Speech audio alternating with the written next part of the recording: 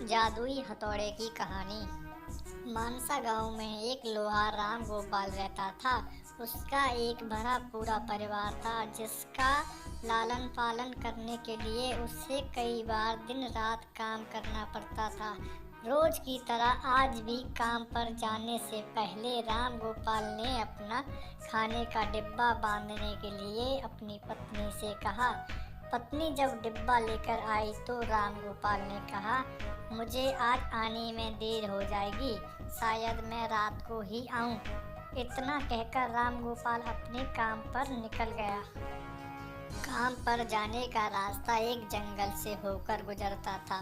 वहां जैसे ही राम गोपाल पहुंचा, उसे एक आवाज सुनाई दी। जैसे कि राम गोपाल कुछ पास गया तो उसने देखा कि एक साधु भगवान का मंत्र जापने के साथ ही हंस रहा था। हैरान होकर राम गोपाल ने पूछा, आप ठीक हैं?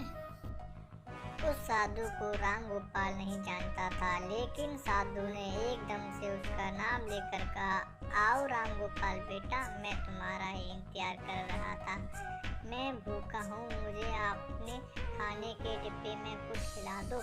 बाबा से अपना नाम सुनकर राम गोपाल हैरान था, लेकिन उसने कोई सवाल नहीं किया और सीधा अपना खाने का डिब्बा निकाल कर उन्हें दे दिया। देखते ही देखते बाबा ने राम गोपाल का सारा खाना खा लिया। उसके बाद उस साधु ने कहा, बेटा मैं तो सारा खा गया, अब तुम क्या खाओगे? मुझे माफ करना।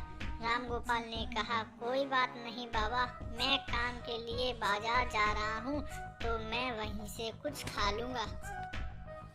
यह सुनकर उस साधु ने राम गोपाल को खूब आशीर्वाद दिया और भेंट के तौर पर एक हथौड़ा दे दिया। राम गोपाल ने कहा, आपका आशीर्वाद काफी है, मैं इस हथौड़े का क्या करूँगा, इसे ही आप रखिए।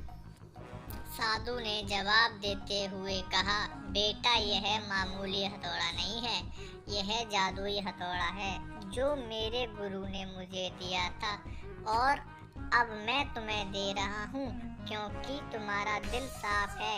इसका इस्तेमाल अच्छे कामों के लिए ही करना और किसी दूसरे के हाथ से इसे कभी मत देना। इतना कहकर वह बाबा वहाँ से आकर्षित हो गए।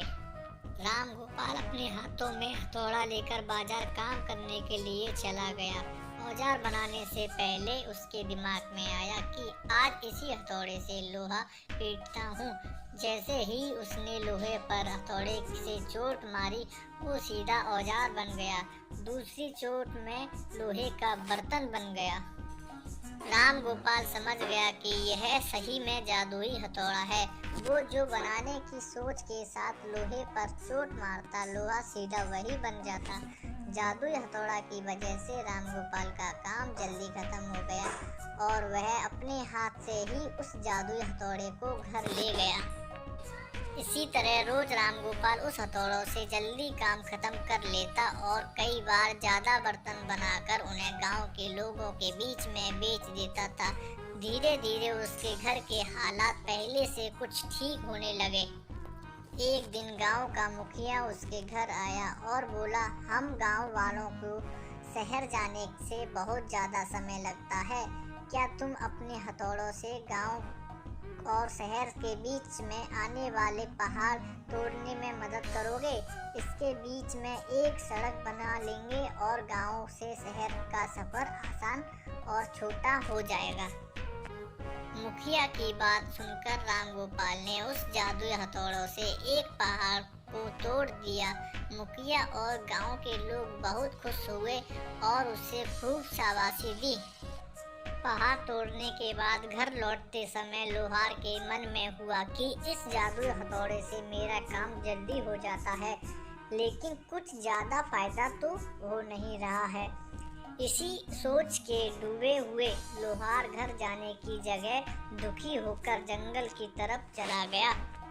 उस जंगल में वही साधु बाबा लोहार को दोबारा मिला। लोहार ने उसे अपने मन की सारी बात बता दी। साधु ने कहा, इसका उपयोग सिर्फ औजार और बर्तन बनाने का, वह पहाड़ तोड़ने तक सीमित नहीं है। इससे तुम अपने मन का कुछ भी बना सकते हो और किसी भी कठिन चीज को आसानी से तोड़ सकते हो। राम गोपाल ने अच्छे से साधु बाबा से उस जादुई हथौड़े को इस्तेमाल करने का तरीका सीखा। उसके बाद राम गोपाल ने बहुत धन कमाया। आज राम गोपाल एक अमीर आदमी बन गया है।